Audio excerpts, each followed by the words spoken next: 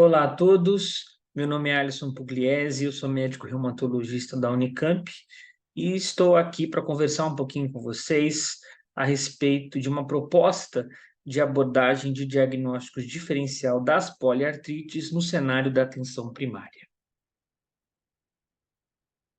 Muitas são as causas de artralgia, ou seja, de dor articular. Certamente, na atenção primária, é um cenário onde isso é muito frequente na prática clínica de quem faz essa forma de atendimento.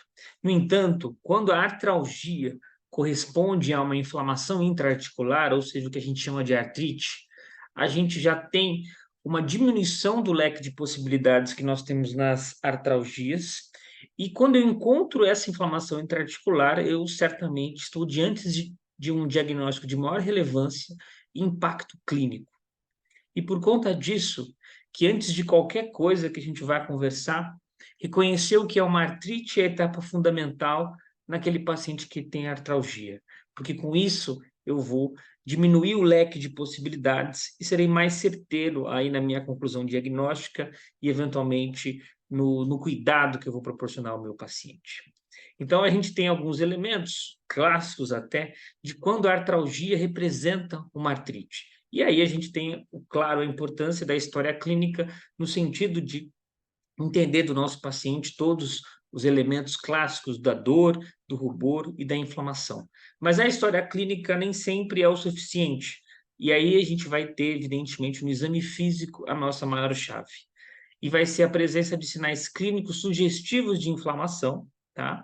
Principalmente aqui a gente vai conversar de cenários onde não existe trauma, que a gente vai pensar no diagnóstico da artrite, tá? E principalmente em pequenas articulações e mesmo nas grandes, o maior aliado nessa identificação vai ser o edema, que em pequenas articulações, como articulações das mãos, por exemplo, muitas vezes ele será o bastante para que a gente conclua que existe uma artrite, um processo intraarticular inflamatório.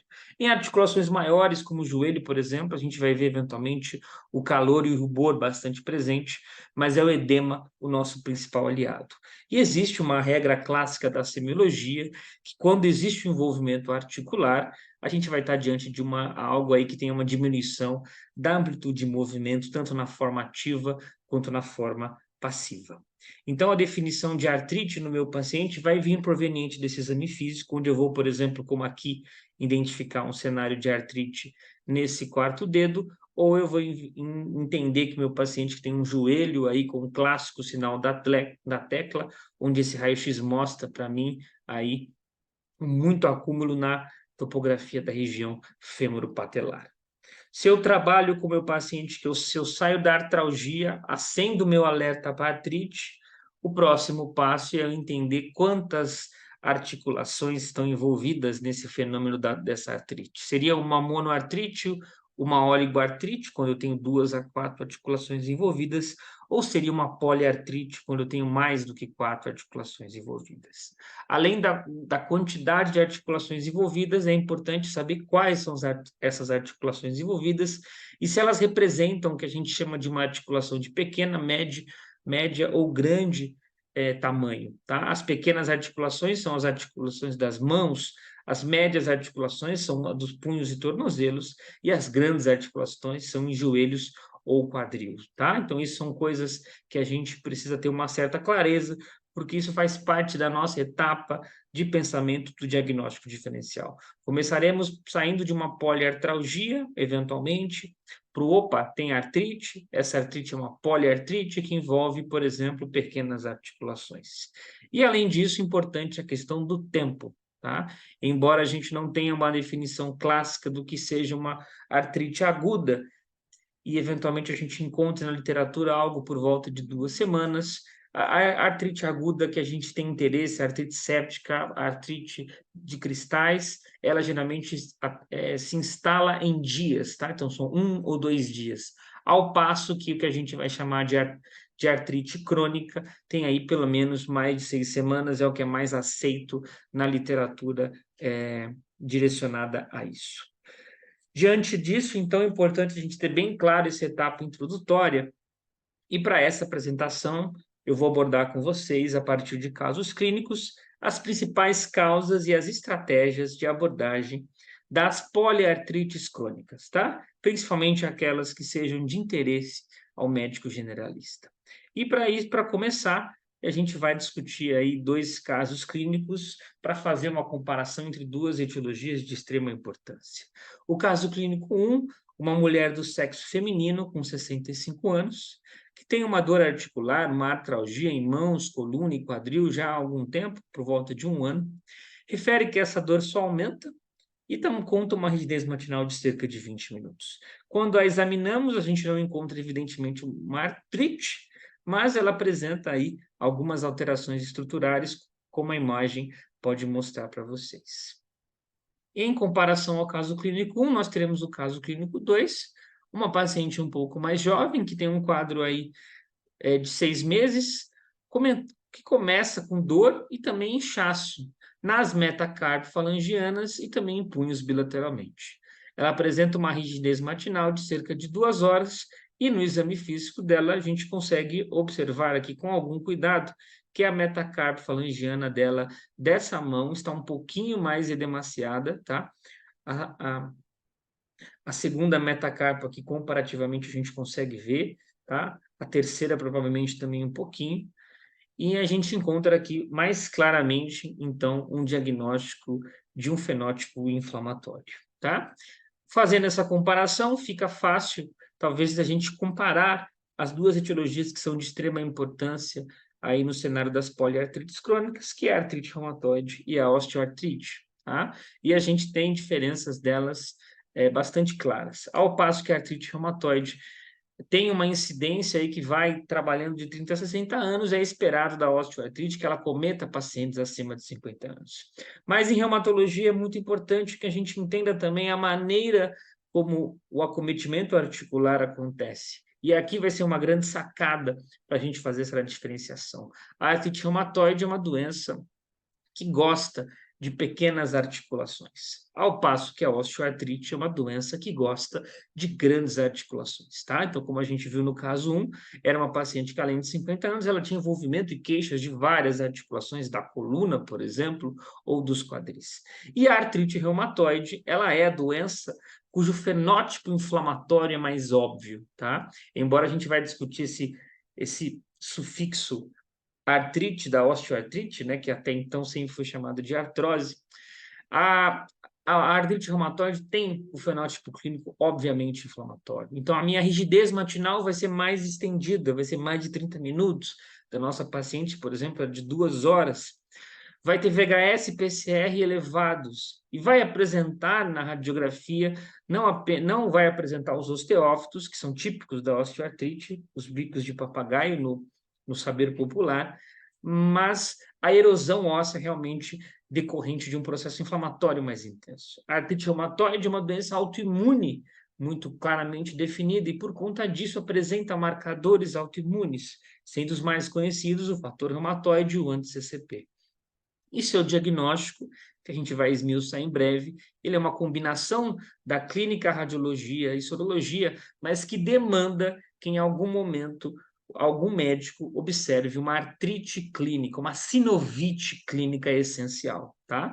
A artrite reumatoide é uma doença que não apresenta um padrão ouro para que a gente faça o diagnóstico. E as etapas do seu diagnóstico, do seu entendimento, demandam que a gente identifique como médico pelo menos uma sinovite clínica, tá? Por isso que aquela parte inicial é de extrema importância, da diferenciação da artralgia da artrite.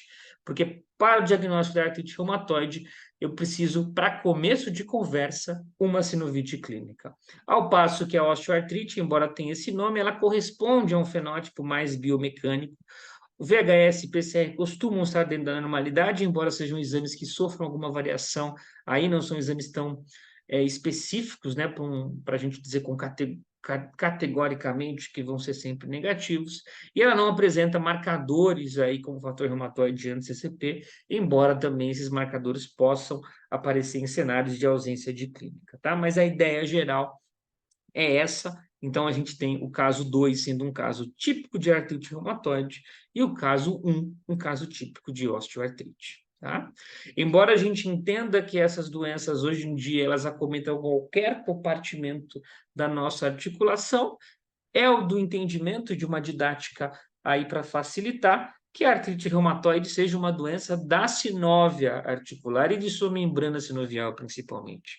Então, os pacientes com artrite reumatoide é comum a gente sentir a borrachinha correspondendo ao envolvimento da membrana sinovial. Ao passo que a osteoartrite é uma doença onde, marcadamente, o começo do problema envolve a cartilagem, tá? Mas reitero aqui que essa é uma divisão didática e geral, e ambas as doenças podem afetar as diversas estruturas da articulação. Mas do ponto de vista, talvez para a prática, essa estrutura ajuda a gente a entender.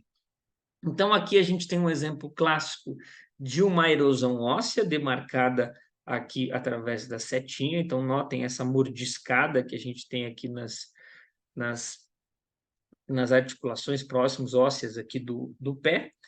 Tá? Então, uma erosão óssea e na osteoartrite, classicamente, a gente vai ter a formação de osteofitose, tá? E também a descrição sempre presente da esclerose subcondral, que aparece com frequência, e essa diminuição do espaço, eventualmente de maneira assimétrica, tá? O envolvimento aqui de pequenas articulações, o envolvimento aqui de uma articulação maior, a articulação do joelho.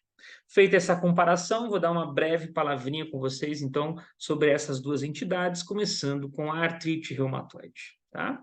Hoje em dia, a ideia da artrite reumatoide, não quero que vocês façam o diagnóstico de artrite reumatoide baseado nos pacientes que têm alterações sequelares, tá?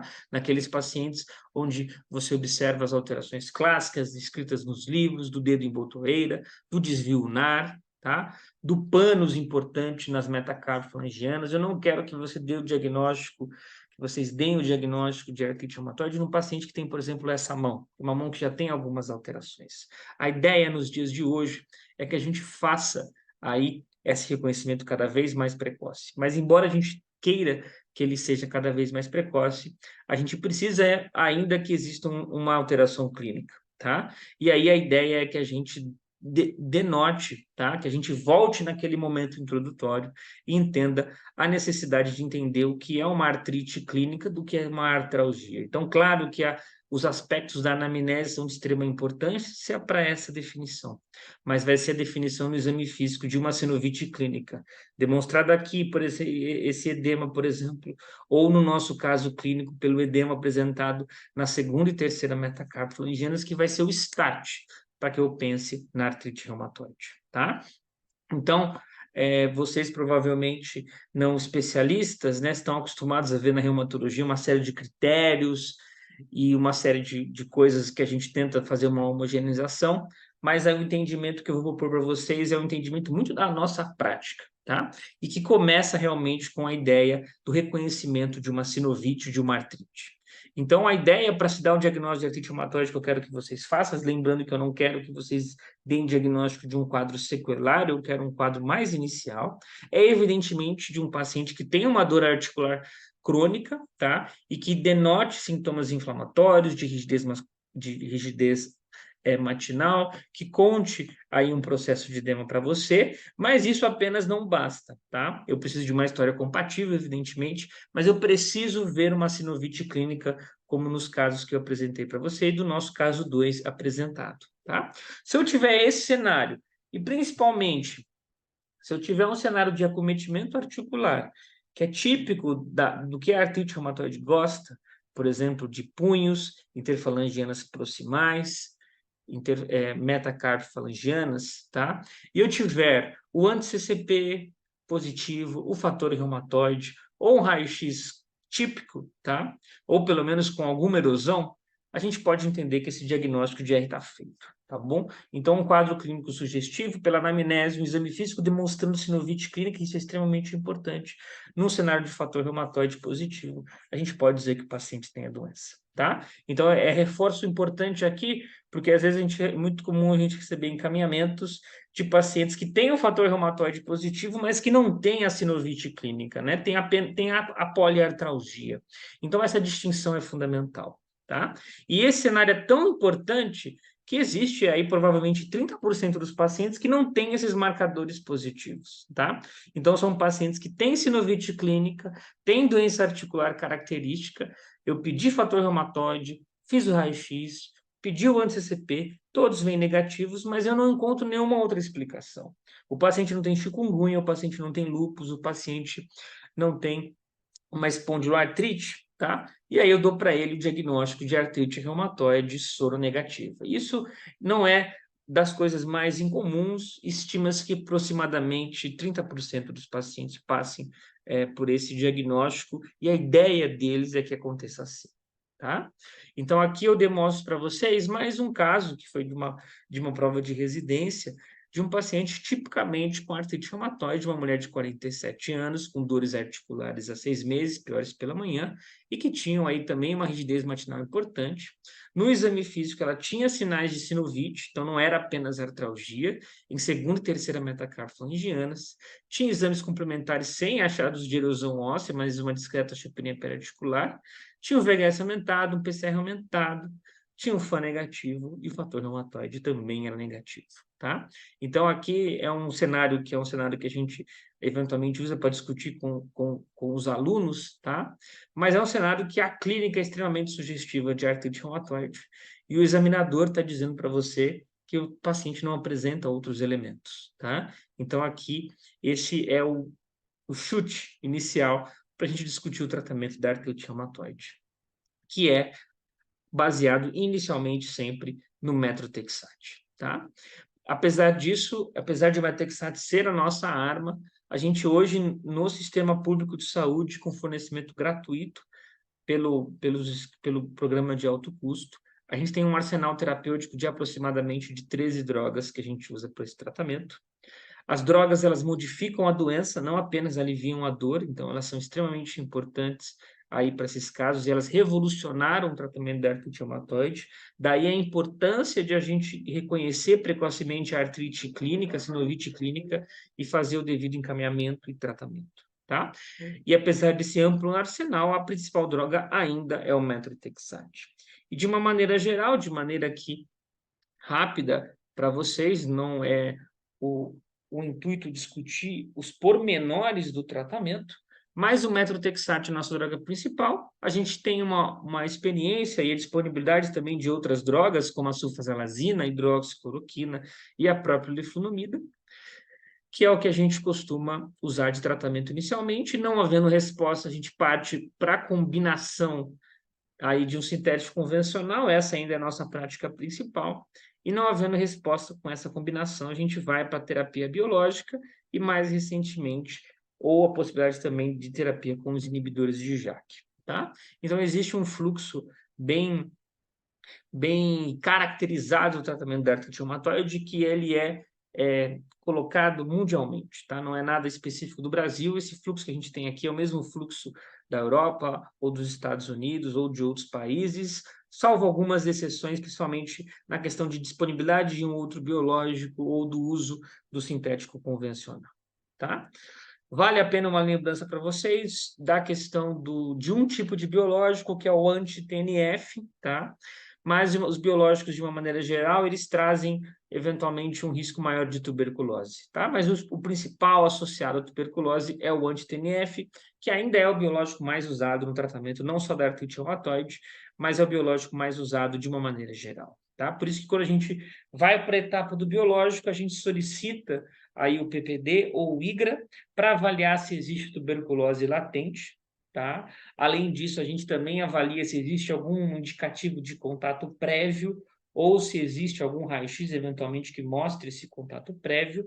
E se houver isso, a gente tem que fazer o tratamento da TB latente antes de começar o biológico, tá? Pelo menos 1 a 2 meses antes, a gente começa o esquema contra a TB latente, depois a gente inicia o tratamento com o biológico, tá bom? E é muito fácil de entender isso. O TNF, ele é o responsável pela contenção do granuloma. Então, um paciente que já teve contato e tem a TB latente aí com ele, é o TNF que deixa o granuloma quieto. Quando eu bloqueio esse TNF, eu corro o risco de uma disseminação da tuberculose, por isso a necessidade de exterminá-la antes do tratamento com essas drogas, tá? A sugestão, então, que eu faço para vocês generalistas em relação à artrite reumatoide é que tenham que o principal elemento que vocês vão ter em mente, que é o elemento de suspeição, é a sinovite clínica, tá? Principalmente nas mãos. Claro que eu posso ter artrite reumatoide nos pés, mas a mão é sempre um bom guia, porque a mão é alvo de poucas coisas, ao contrário do que o pé é, tá? Então, se você reconhece um paciente num cenário sem trauma, que tem uma sinovite clínica, a sugestão no cenário nosso do Brasil, tá, é encaminhar para um reumatologista, independente do fator reumatoide, tá? Se o fator reumatoide vier positivo, isso vai ser um indício de que provavelmente é artrite reumatoide, mas é um cenário que vale a pena entender aí para fazer um encaminhamento certeiro. Se não for artrite reumatoide, vai ser alguma outra artropatia inflamatória que provavelmente vai demandar aí um tratamento específico com biológicos ou sintéticos do tipo methotrexate, tá bom? Então, é esse discernimento daquela artralgia, daquele monte de artralgia com a artrite clínica, tá? É a maior sacada para vocês reconhecerem, dentre aquele montante de pacientes, aquele que merece um encaminhamento para algo que tem um potencial de gravidade um pouco maior. E a dica é o exame físico aí detalhado e buscando essa questão, tá bom? A gente ainda não tem outra maneira de fazer isso senão por aqui. A osteoartrite, tá? Ela é uma doença que tem seu fenótipo clínico, para nós clínicos, é majoritariamente não inflamatório, então é uma doença aí que a gente, do compartimento intraarticular, mas que eventualmente pode fazer uma artrite no joelho, né, uma articulação maior, a gente pode ver isso, mas ela tem um fenótipo clínico mais mecânico, as descrições da osteoartrite são de uma dor mecânica, que melhora com o repouso, mas uma vez que foi encontrado que na sua patogênese tem tudo a ver com a inflamação, ela ganhou o nome de osteoartrite, tá? Eu vou fazer apenas aqui uma abordagem bem rápida para fazer esse diagnóstico diferencial com artrite reumatoide apenas, mas tem uma aula na Universidade do Reumatologista para que vocês esmiucem aí todo o detalhamento que a osteoartrite merece, tá? A gente ainda não tem, como a gente tem na artrite reumatoide, uma droga que mude o curso da doença, tá? Existe uma série de nutracêuticos que são muito comercializados, mas que eles têm ainda uma pendência de um reconhecimento através de trials que mostrem a sua eficácia. Então, existe um debate sobre cúrcuma, glucosamina, colágenos, tá bom? Mas que o detalhamento eu deixo para outra aula. E o tratamento ainda base aí vai ser com uma orientação de analgesia adequada, o uso de anti-inflamatórios por curto período, principalmente os orais, mas a possibilidade de usar anti-inflamatórios tópicos, isso com alguma aí mais facilidade, e tem casos onde existe uma amplificação dolorosa, a duloxetina também pode compor o arsenal terapêutico. De medidas específicas, tá?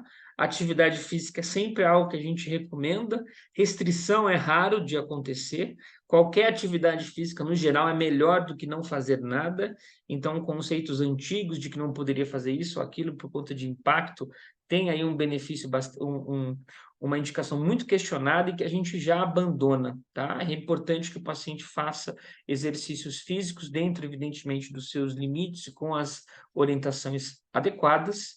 Fisioterapia é sempre uma estratégia interessante para analgesia e fortalecer as estruturas em voltas que estão acometidas. Em casos de osteoartrite de mãos, a terapia ocupacional faz um trabalho fundamental, auxiliando com medidas de proteção articular que vão evitar a progressão do acometimento, né, que era o caso, por exemplo, da nossa paciente do caso 1 que eu apresentei, era uma O de mãos bastante típica, embora ela tivesse queixas em outros cenários, e lembrar que quando é joelho, quadril, eventualmente auxiliares de marcha, como as bengalas e andadores, devem ser orientados, fazem muita diferença na vida dos pacientes, e tem casos realmente de gravidade ou de encaminhamento a uma cirurgia de prótese, uma artroplastia, acaba sendo o necessário, tá? Mas eu deixo aqui para vocês apenas uma pincelada e minha sugestão de que vocês busquem a aula específica de osteoartrite, tá? A osteoartrite é uma condição muito comum, então o manejo dela fica muito, aí é muito importante que a gente tenha essa colaboração com a atenção primária, tá? E o manejo com o analgésico simples, com a fisioterapia, estimulando os exercícios os exercícios físicos, e eu acho que, sem dúvida nenhuma, em casos onde o tratamento conservador está sendo muito aí limitante, não está dando certo, eu acho que encaminhar para reumato, para nós ou para os ortopedistas é sempre uma possibilidade, seja para a indicação de uma infiltração, que eventualmente pode ajudar, ou de alguma coisa mais específica, ou eventualmente até para a própria cirurgia via ortopedista. O caso clínico 3 que eu partilho com vocês, então agora a gente está diante, não de uma mulher, dos casos clínicos 1 e 2, mas de um homem pardo, que há 2 anos ele tem um episódio de artrite em articulações de mão e tornozelos, tá? Então eram cenários onde a gente tinha uma impressão de que era uma artrite de fato, não era apenas uma artralgia, era oligoarticular e foi progredindo aí para o envolvimento poliarticular. Esse paciente já apresentou também 2 episódios de uveíte anterior, uma inflamação intraocular, e tinha também uma dor lombar, tá? Não tinha outras queixas, não tinha outras comorbidades conhecidas. Ele foi avaliado por conta dessa dor lombar, um raio-x específico das sacroiliacas, e ele tinha uma inflamação da sacroiliaca, tanto no raio-x quanto na ressonância magnética. Eu trago esse caso para vocês, para que a gente possa fazer um debate de alguns elementos e para falar um pouco do que a gente chama hoje de espondiloartrites, tá? Que no passado eram chamados de espondiloartropatias soronegativas, mas é um nome que a gente abandonou hoje em dia, a gente entende que são as espondiloartrites, tá? E a gente tem algumas coisas diferentes para comentar com vocês, tá? Esse paciente apresenta, por exemplo, diferentemente dos casos que a gente apresentou, principalmente aí comparando com a artrite reumatoide, tá? A presença de envolvimento axial e a presença de envolvimento ocular, tá? Embora na artrite reumatoide a gente possa ter uma ampla possibilidade de manipulações extra-articulares, hoje em dia isso é cada vez mais incomum.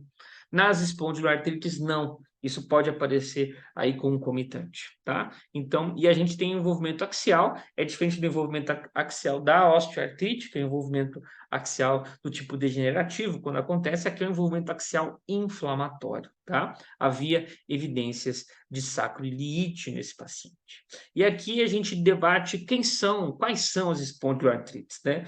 Por que elas estão aí nesse mesmo grupo? Então, a gente tem classicamente a espondilite anquilosante, mas também a artrite psoriásica, que é uma forma de espondiloartrite, também as artrites das doenças inflamatórias intestinais e também a artrite reativa. Tá? Então, essas quatro doenças são agrupadas no mesmo grupo de doenças principal, num diagnóstico guarda-chuva, porque elas têm algumas peculiaridades. Tá? E a peculiaridade dela, do ponto de vista articular, é ter uma manifestação majoritariamente do tipo espondiloartrite. Tá? E quando então eu vou pensar numa espondiloartrite? Quando eu tiver um paciente, como o paciente que a gente discutiu há pouco, tá? Um paciente que tenha sintomas periféricos inflamatórios, que tenha artrite, como o paciente em questão, que pode ter também sintomas axiais inflamatórios, tá? Ele tinha uma lombalgia inflamatória, ele tinha um raio-x com sacroiliite, que também possa ter sintomas extra-articulares específicos, tá? Então, são esses 3 elementos, isoladamente ou em combinação, que vão fazer eu pensar nesse diagnóstico. E, claro, como tudo em medicina, quanto mais eu tiver disso, maior a minha probabilidade de eu ter esse diagnóstico, tá? Então, o envolvimento axial inflamatório, ele vai se demonstrar não de qualquer maneira, ele vai se demonstrar através da sacroiliite, que aqui a gente consegue ver esse raio-x aqui com uma sacroiliaca bem apagada, né? Quase não a vejo mais, demonstrando o processo inflamatório.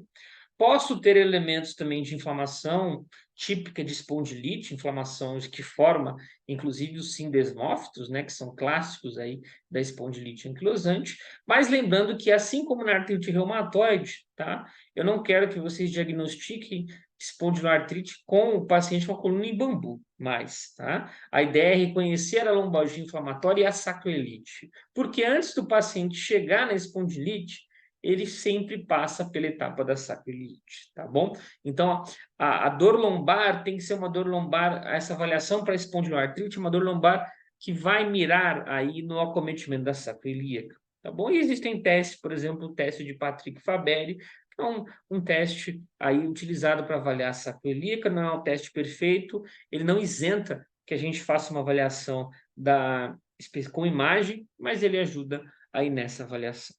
Além do envolvimento axial, o envolvimento periférico pode se dar com artrite, como eu comentei com vocês que o nosso paciente apresentava, mas ele também pode se dar com dactilite e pode se dar com entesite, tá? De maneira que, então, aqui também a gente tem possibilidades um pouco diferentes do que a gente viu na artrite reumatoide. E o domínio extra-articular também não é qualquer coisa que acometa o acometimento extra-articular. É quando eu tenho um paciente que aparece, por exemplo, uma uveíte, como o nosso paciente apresentava, mas também com doença inflamatória intestinal e também com psoríase, tá? E aí, uma vez que a gente entende que essas condições têm muitas similaridades. Então, se eu tiver um paciente que tem uma psoríase e elementos de espondiloartrite, fica fácil diagnosticá-lo como artrite psoriásica. Se o paciente tem uma doença inflamatória intestinal, seja doença de Crohn, seja retocolite, e tem elementos de espondiloartrite, fica fácil como classificá-lo como uma espondiloartrite enteropática, uma artrite das doenças inflamatórias intestinais.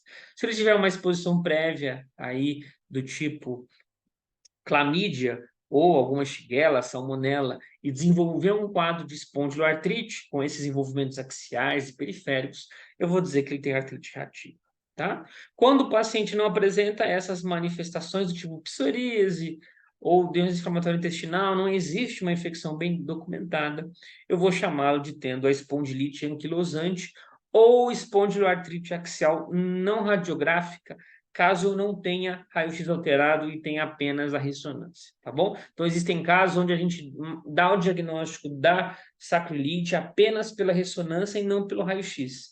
Nesses casos, por definição, eu chamo de espondilite anquilosante, tá? Mas isso é um preciosismo de classificação que, honestamente, eu não acho que a gente precisa entrar em detalhes. O mais importante é entender que nas espondiloartrites, a chave é ver a sacroiliaca. Tá? Eventualmente eu consigo matar a tirada pelo raio-x, às vezes eu preciso de ressonância, mas ela existindo essa sacroiliite é aí que eu vou pensar. Tá?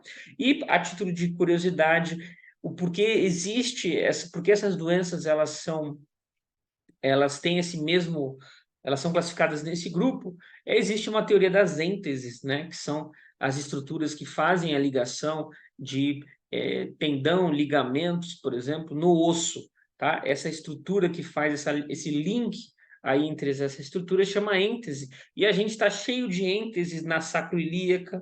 Existem possibilidades de a gente ter estruturas próximas a ênteses no olho, na câmara anterior, fazendo a uveíte anterior.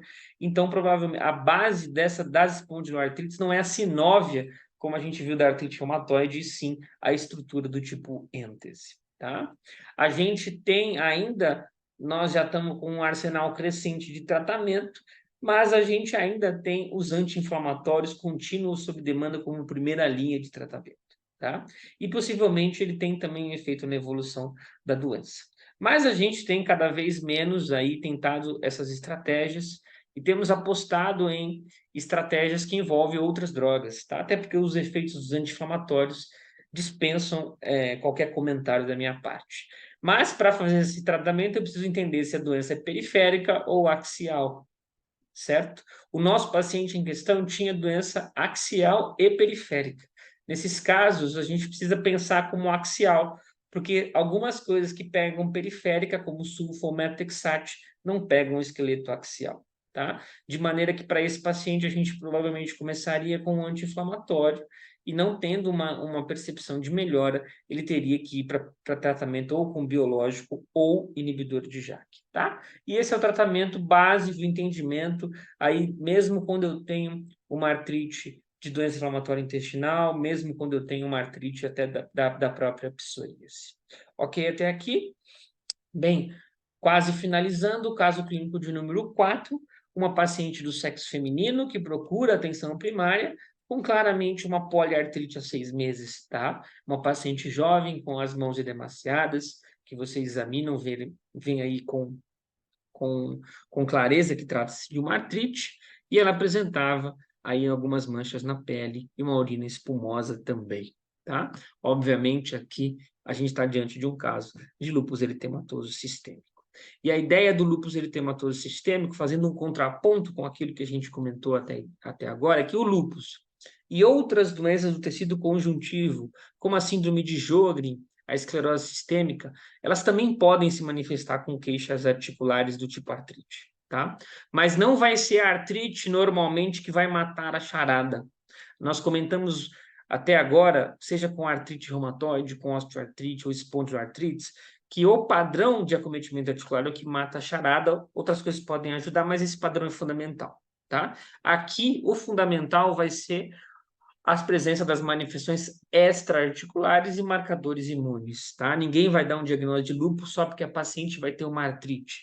Vai dar um diagnóstico de lúpus porque o paciente vai ter uma combinação de elementos do tipo cutâneo, do tipo hematológico, do tipo neurológico, do tipo renal e a presença aí do FAM positivo. Lembrando que FAM positivo não significa lúpus, mas FAM negativo deixa a hipótese muito remota, tá?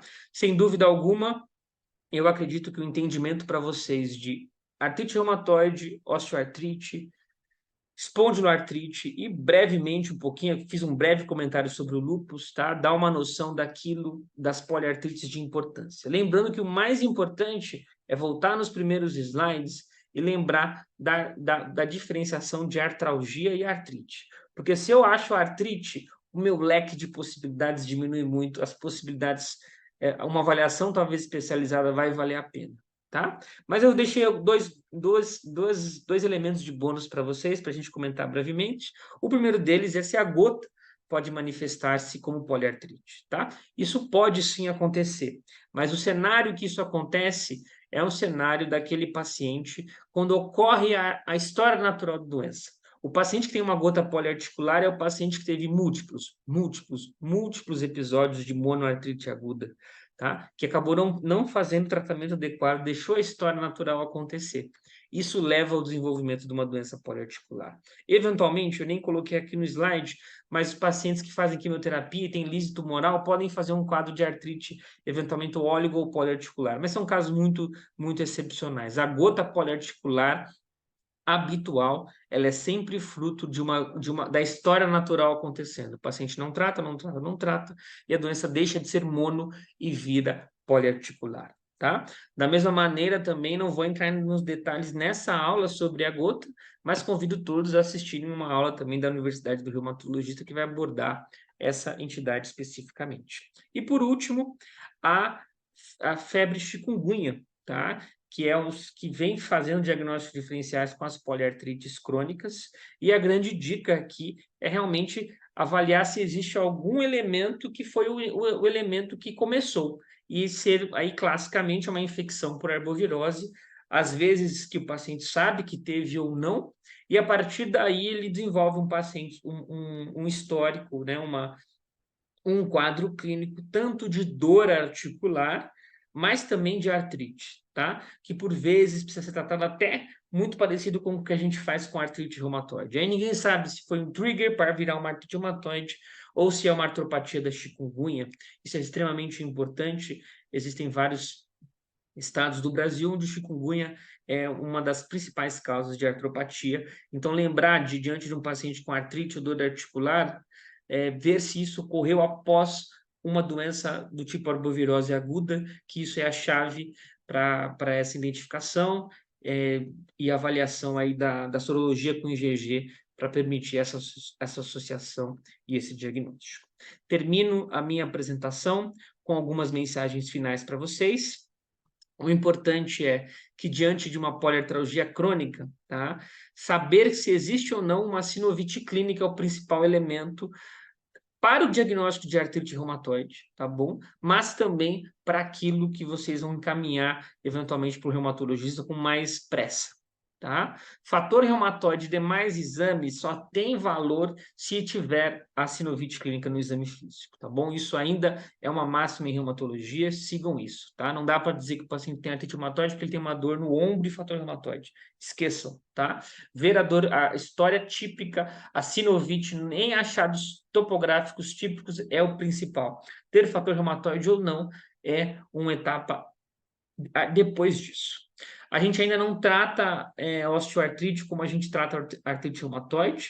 Nós temos aí bons remédios para artrite reumatoide que pararam a doença, a osteoartrite ainda está um pouco atrás. Temos muitas medidas de tratamento não conservador a ser usadas. Já as espondiloartrites também são doenças inflamatórias, que aí eu vou suspeitar delas quando eu tiver aí 3 elementos principais. A doença articular periférica, podendo ser artrite, entesite ou dactilite, e ou a doença axial inflamatória, manifestada como sacroiliite, é a sacroiliite o mais importante, podendo também ter outros elementos do tipo uveíte ou ter psoríase ou doença inflamatória intestinal. Então, essas vão ser a suspeição para que eu diga que o meu paciente não tem artrite reumatoide ou osteoartrite ou lúpus, tá? Mas que ele tenha espondiloartrite. E doenças dos tecidos conjuntivos, como o lúpus, muito comumente tem manifestações articulares, mas serão as manifestações extra-articulares que vão permitir que vocês matem essa charada. Eu queria finalizar aqui agradecendo a vocês por terem assistido essa aula até o fim. Eu fico à disposição nas minhas redes sociais, no meu e-mail, para qualquer dúvida ou debate. Será um prazer conversar com vocês e um grande abraço e até a próxima.